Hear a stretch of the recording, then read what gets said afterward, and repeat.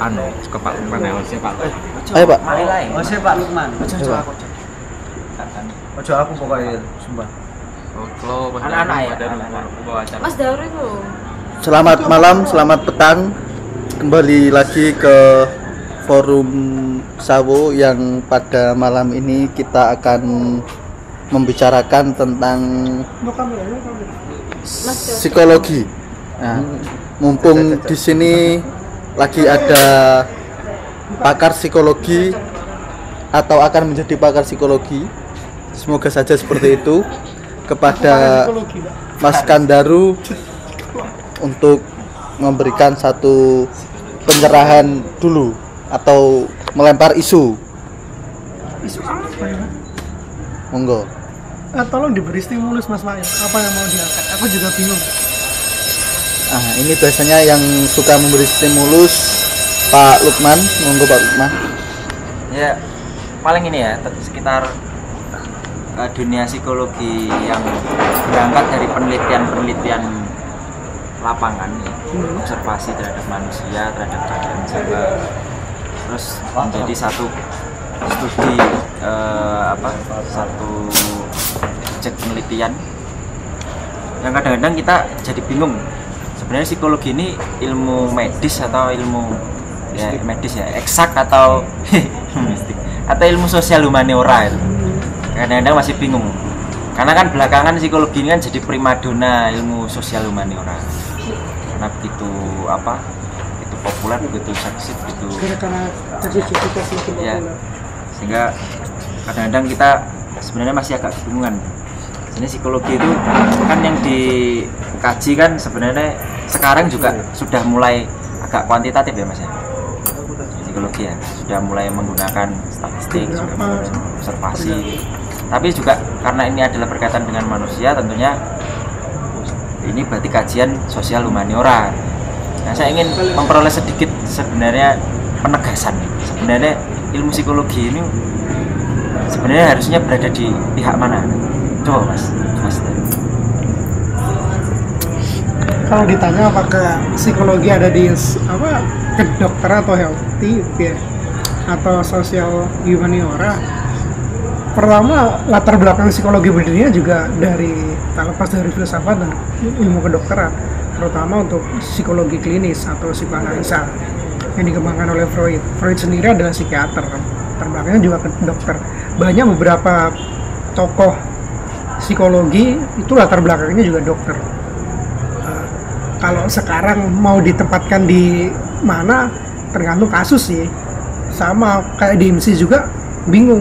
Untuk yang orang-orang yang notabene kerjanya sebagai psikolog untuk psikologi industri organisasi, mereka bingung apakah karena para psikologi ini tidak diterima di ketenaga kerjaan Kementerian Tenaga Kerja gitu loh. Karena bingung juga ini di kesehatan atau di sosial atau di mana. Untuk di Indonesia bingung arahnya kemana. Tapi kalau berkaca di Eropa sendiri lebih ke arah sains, lebih ke kesehatan, lebih ke dokteran. Terus untuk beberapa kampus besar kayak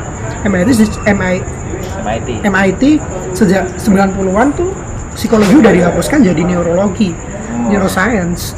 Beberapa kampus termasuk kayak di Jerman, beberapa kampus bidang psikologi itu masuk ke dalam ranah fakultas matematika malah atau fakultas neurologi seperti itu. Ya sedikit banyak sekali sebenarnya pintu pembuka yang sebenarnya banyak yang bisa digali ya dari perspektif interdisiplinaritas atau jadi bagaimana psikolog gitu ya, psikolog atau praktisi psikologi maupun ilmuwan psikologi itu sendiri di mata ilmuwan-ilmuwan yang lain. Nah, tentunya di sini kita kan sebagai ya nama lain dari akademisi sebenarnya kan lebih familiar sebagai ilmuwan gitu aja lah ya. Sehingga kita semua di sini berposisi sebagai seorang ilmuwan gitu. Kalau kita melihat bagaimana popularitas jurusan dan ilmu psikologi belakangan itu sampai prospek atau potensi di dalam dunia kerjanya begitu tinggi ya di perusahaan-perusahaan di HRD di Nah, itu sangat potensial ya, sangat terbuka peluang yang begitu besar di dunia kerja dibandingkan dengan jurusan-jurusan lain yang notabene juga barangkali jurusan ilmu sosial humaniora saya juga FISIP barangkali seperti itu. Jadi kalau psikologi ini ada unsur fleksibilitas yang cukup tinggi kalau saya lihat. Jadi mereka bisa masuk dalam segala aspek atau bidang pekerjaan yang praktis gitu ya.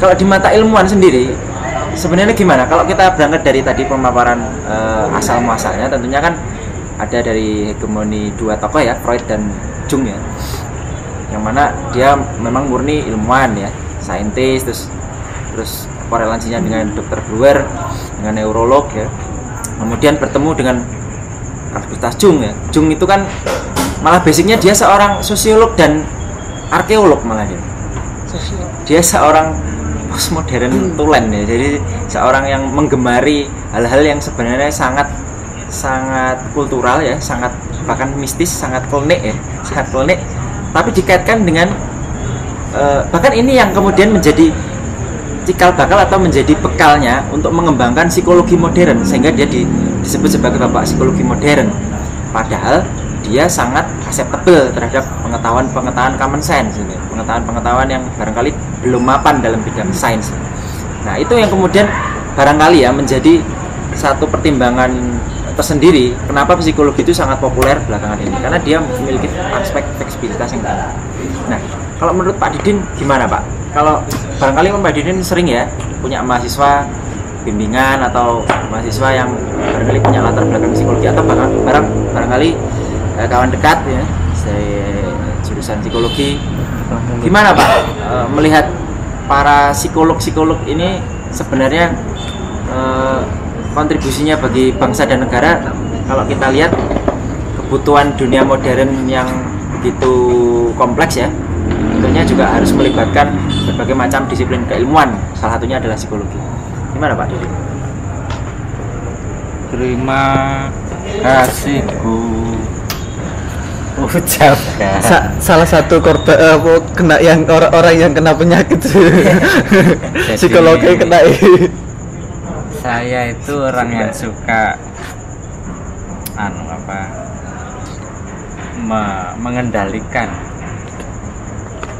mengendalikan anak-anak kecil supaya tidak bermain korek api ketimbang menyukai pemadam kebakaran. Dari situ kan cetol sebenarnya ilmu psikologi itu adalah ilmu yang kuratif, ilmu ban serep. Nah, Betul sekali. bagian pemadam kebakaran. Betul. Kalau ingin membuat dunia ini bisa berdamai dengan dirinya sendiri, maka jangan ilmu psikologinya yang dikembangkan. Ya, akar penyebabnya itu yang harus dikurangi. Apa itu? Ya modernitas. Salah tok ket wingi modernitas sih. Lho encene salah terus piye? Mosok tak omongno bener.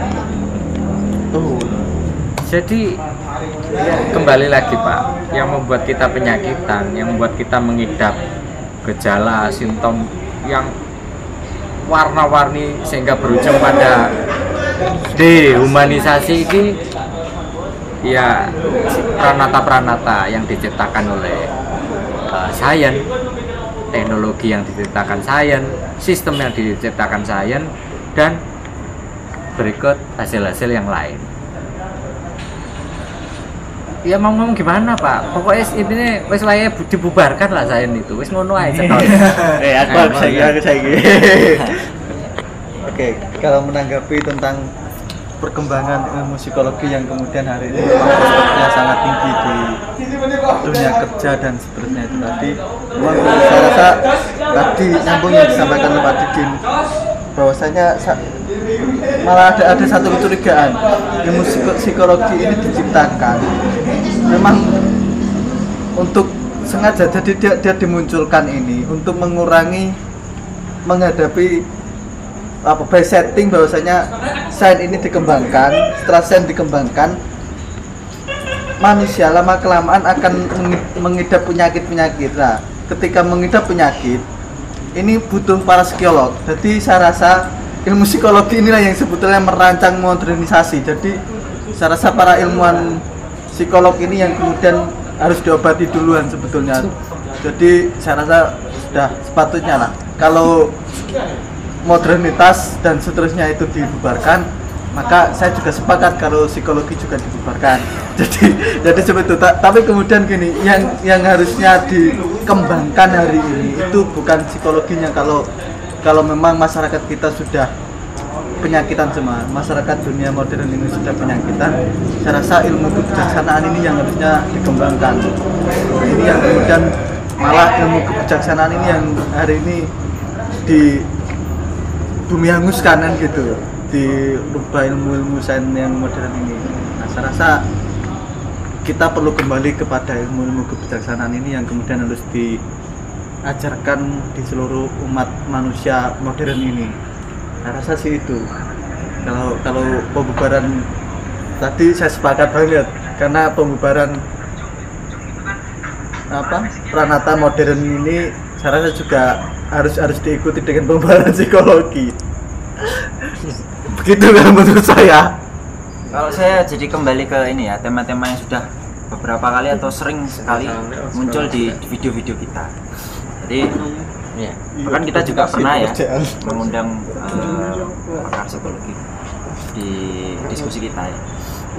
Kalau saya dari menengok apa yang sudah kita bicarakan selama ini, saya pikir peran psikologi di ke depan itu cukup besar.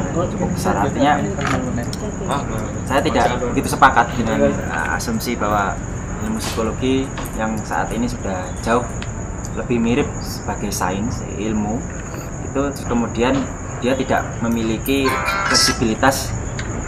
Mungkin pada suatu saat dia akan kembali pada yang mungkin dipaparkan oleh Mas Mael tadi, pada ilmu kebijaksanaan. Karena Mas Daru tadi pada awalnya sudah sedikit mengulas secara historis psikologi itu berawal dari ilmu kebijaksanaan, dari filsafat barangkali seperti itu.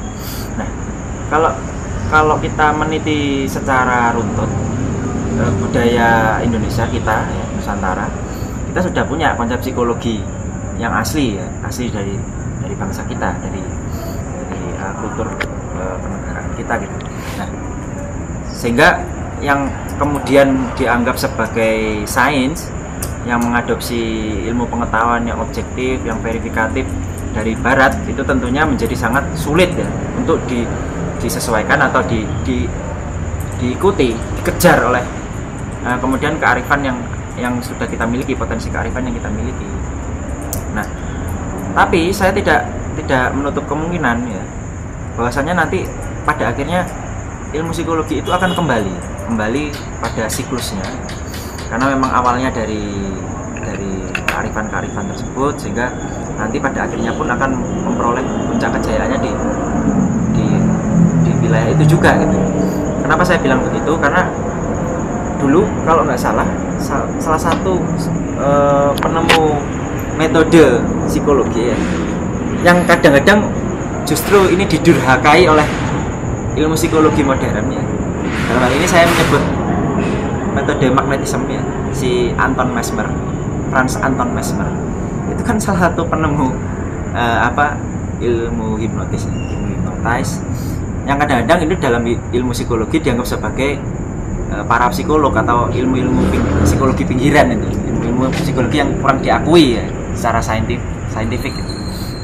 Nah, padahal penelitian tentang hipnosis, tentang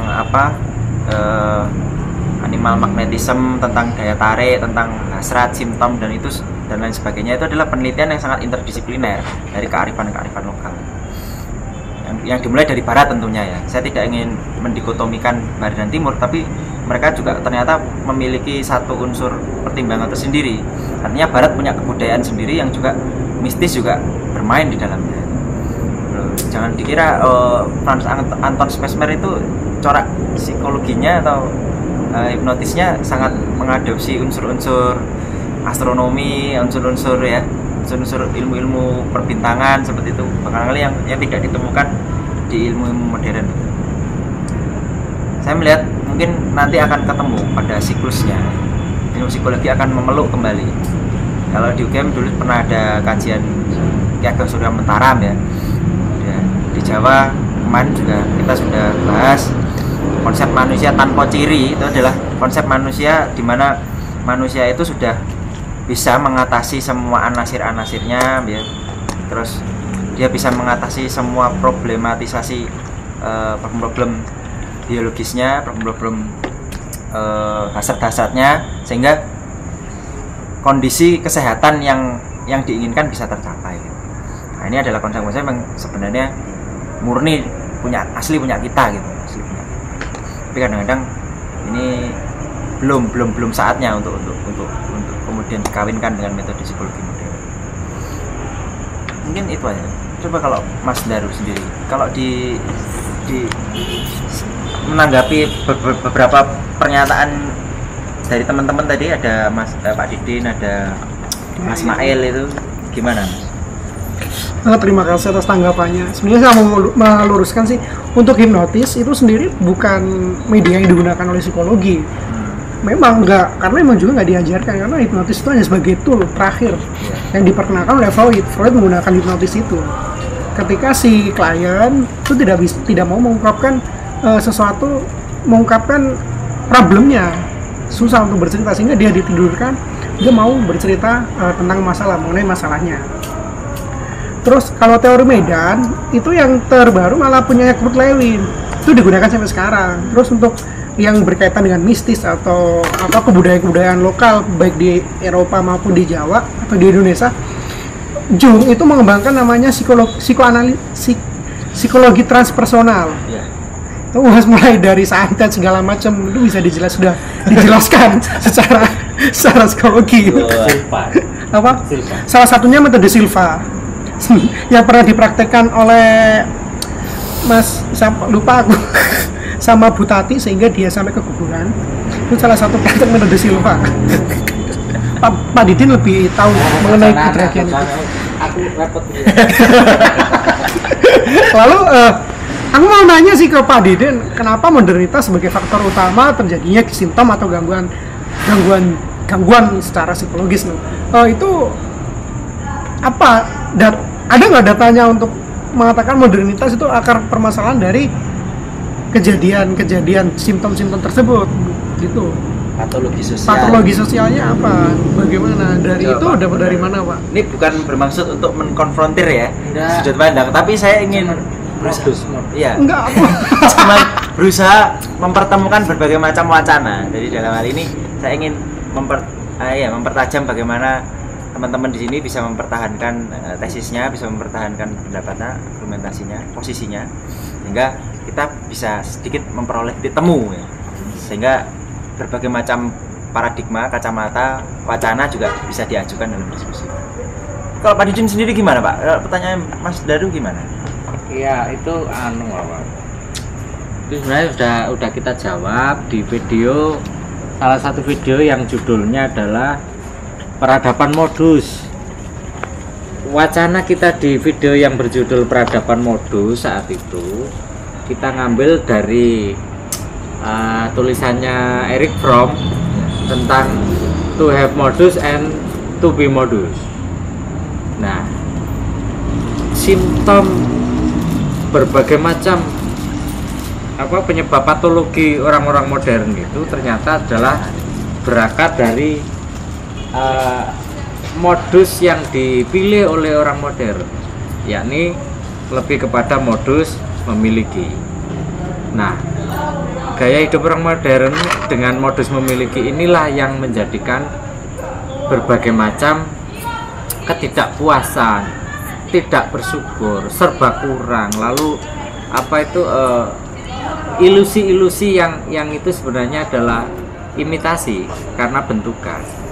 Semacam orang dipaksa oleh dirinya sendiri untuk mempertahankan apa-apa yang telah dimiliki, pangkat, derajat, gelar, kehormatan, mobil, harta benda dan seterusnya. Ini dipaksa untuk mempertahankan itu.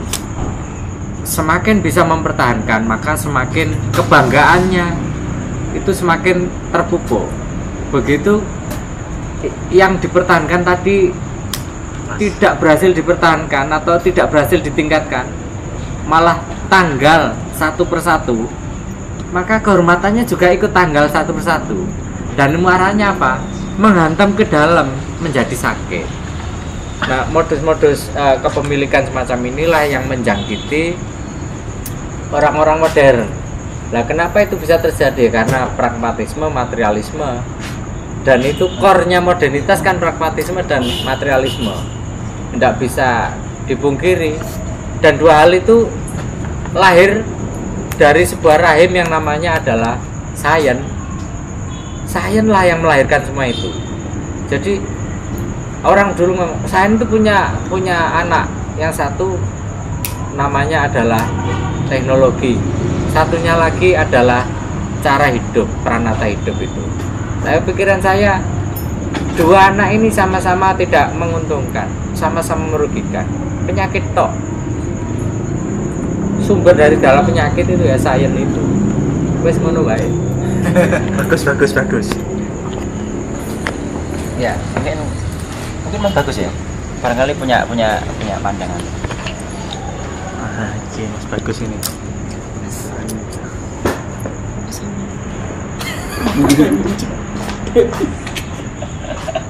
Ya, asal psikologi.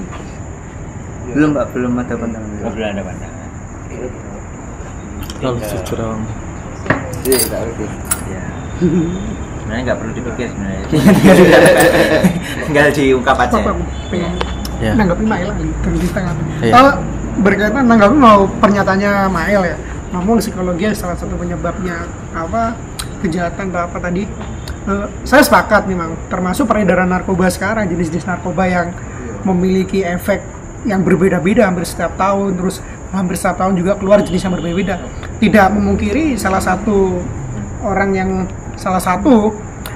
ilmu yang mempengaruhi itu, yang membuat itu juga psikologi, terus termasuk psikiater, termasuk kimia.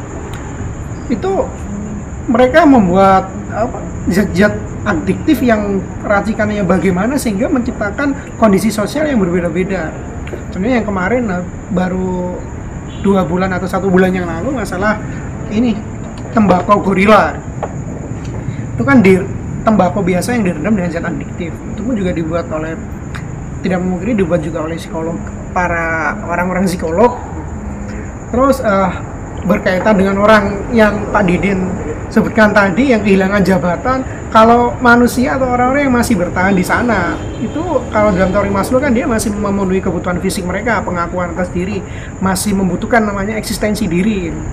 Sehingga ketika dia turun jabatan atau selesai masa jabatannya, ada ketimpangan antara harapan dan kenyataan. Nah, orang ini tidak bisa menerima kenyataan karena harapannya itu dia ingin jabat mungkin beberapa tahun lagi atau sampai kapan kan. Tapi kenyataan mengatakan kamu harus berhenti. Nah, sehingga itu muncul awal pertama kali stres.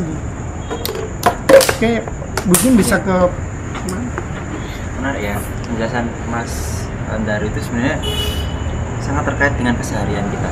Apa yang kita temui, fenomena-fenomena masyarakat yang kemudian bisa dianggap sebagai patologi, penyakit, atau akan menjadi keunikan yang tersendiri atau anomali yang unik gitu. Sehingga hal yang dianggap tidak normal itu menjadi satu hal yang patut dikaji. Tapi saya ingin melihat bagaimana penyakit atau patologi itu membangun sebuah peradaban, membangun sebuah kemajuan satu kawasan negara gitu. Kalau kita melihat kondisi psikologis warga negaranya itu merepresentasikan sejauh mana pencapaian negara tersebut, sehingga bisa kita temukan kualitas sumber daya manusianya yang sehat secara psikologis, tentunya dengan berbagai macam tools, berbagai macam visi atau perangkat yang digunakan ya dalam dunia psikologi, itu tentunya tidak terlepas ya satu dengan yang lain. Nah, bagaimana penyakit ini kemudian menjadi satu kajian untuk segera diselesaikan itu sangat terkait dengan budaya, potensi budaya yang kita miliki. Kalau kita melihat budaya modernitas, kalau Pak Didi bilang, kita melihat ada optimisme tersendiri ya. Bagaimana modernitas itu selalu dihubung-hubungkan dengan pembangunan, dengan pertumbuhan, dengan teknologi, pembangunan fisik maupun cara pandang, sehingga hal-hal yang berkaitan dengan identitas itu kadang-kadang harus dikorbankan. Nah, saya jadi teringat kalau misalnya karena ekspektasi yang terlalu tinggi terhadap perkembangan modernitas itu tidak sesuai dengan kenyataan, pada akhirnya akan bermuara pada itu tadi, patologi-patologi yang ada. Jadi banyak sekali masyarakat kita dilanda oleh tingkat stres yang tinggi gitu. Kalau misalnya kita, jadi saya ini mengibaratkan ada satu sudut pandang sendiri dari seorang isu yang rekanan saya itu mengatakan seharusnya seorang itu masyarakat itu tidak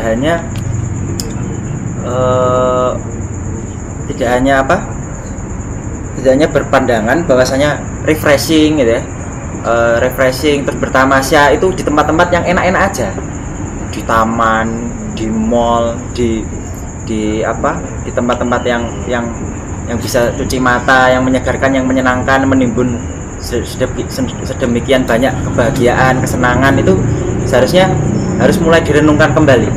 Jadi ada kalanya masyarakat kita itu harusnya disuguhkan pada kenyataan-kenyataan yang ada. Jadi saya merekomendasikan kalau misalnya tempat wisata itu kadang-kadang harus dibawa ke penjara atau ke rumah sakit, di mana banyak orang sakit, banyak orang menderita ya, banyak orang mengalami masalah, kendala. Terus banyak contoh-contoh masyarakat kita yang cacat secara moral yang kemudian dibui ya, dimasukkan dalam hotel Prodeo. Itu menjadi satu gambaran realitas atau kenyataan masyarakat kita gitu. Bahwasanya masyarakat kita itu bukan hanya hal-hal yang ditampilkan di dunia modern gitu. Gak hanya di mall, gak hanya di taman ya, gak hanya di tempat-tempat wisata yang enak-enak itu aja, tempat-tempat kuliner. Ada kalanya studi banding itu ya di rumah sakit jiwa atau di penjara atau di rumah sakit yang banyak orang sekarat itu. Nggak tahu nanti kalau malah ganggu orang yang sekarat malah tambah nemen ya, malah jadi mati gitu. Nah, saya nggak tahu. Harusnya orientasi sains itu tidak hanya memandang optimis ya terhadap pembangunan, terhadap pertumbuhan. Seharusnya harus dikawinkan juga terhadap cara pandang satu kenyataan bahwasanya kita hidup itu juga ada hal-hal yang menyedihkan, menyesakkan, menyakitkan. Saya nggak tahu apakah ini metode yang bisa diterima oleh mungkin beberapa ilmuwan yang ada di sini ya. Mungkin Pak Didin punya sudut pandang tersendiri ya.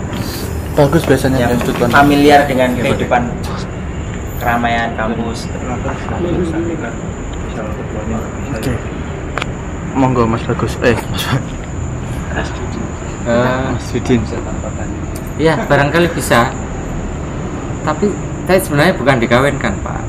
Yes, kita ini menjadi ini ya semacam karet. Biar gencetannya tidak keras itu kita menjadi semacam karet peredam kejut itu. Seperti konsep-konsep nerimo ing Pandung, Lenggono, Sumeleh, Sabar, dan seterusnya itu sebenarnya konsep-konsep yang datang dari ajaran leluhur yang dulu sebenarnya orang tidak butuh itu. Mereka itu tidak butuh konsep itu karena kehidupan di masa lalu tidak sesadis sekarang, tidak keras, tidak masokis, tidak vandalis, dan tidak is-is yang lain. Tapi leluhur nampaknya sudah mampu meraba melampaui zamannya, bahwa kelak akan terjadi begini-begini sehingga disiapkanlah konsep-konsep ini. Sajane sing tukang ngotori guys, balik lagi lah Pak. Nun sewu aku. Nun sewu. Sapa meneh sing gawe apa penyebab semua ini? Kan kita kemarin sepakat kalau mau paradigma ya sudah waktunya ini revolusi perubahan ini. Sains jelas tidak mampu menjawab persoalan hidup. Makin sakit, makin tambah menderita, makin sengsara. Belum ngapain dipertahankan? Dulu belum ada sains manusia happy, tidak ada persoalan kok. Gara-gara orang-orang positivisme itu kan akhirnya menjadi gak karu-karuan ini. Nah, kalau kemudian apa yang kita berarti meninggalkan sains ini? Wong dulu sebelum ada sains juga manusia hidup. Nah, kalau kita sudah nggak berat meninggalkan, ya kita tinggalkan, kita ganti yang lain. Ini yang saya sebut revolusi tadi. Udah, nggak usah sains-sainsan, kita menoleh pada yang lain. Apa itu? Ya konsep-konsep leluhur kita gali lagi. Nanti diperkaya dengan yang akan datang. Saya pikir kok itu menjadi lebih humanis ketimbang sains. Sains ini jelas menjajah, mendominasi, mengeksploiter, kejam ini. Tapi kan kemasannya bagus ya, dikemas mulia, dikemas modern. Gitu. Saya kira seolah-olah orang yang bersains itu orang hebat, orang kejerumus menurut saya. Monggo. Nah ya, oke. Jadi karena baterai mau habis, tapi tetap revolusi kita belum selesai. Iya kan? kalau hari ini kita melihat penyakit-penyakit yang diakibatkan oleh modernitas dan sains yang hari ini sudah begitu nampak jelas, maka revolusi kita harusnya baru dimulai. Kalau dulu revolusi belum selesai, kalau kita hari ini revolusi harus dimulai. Jadi sekian madhab Semolowaru. Akhirul kalam, wassalamualaikum warahmatullahi wabarakatuh. Waalaikumsalam warahmatullahi wabarakatuh. Wassalamualaikum Muhammad. Wassalamualaikum.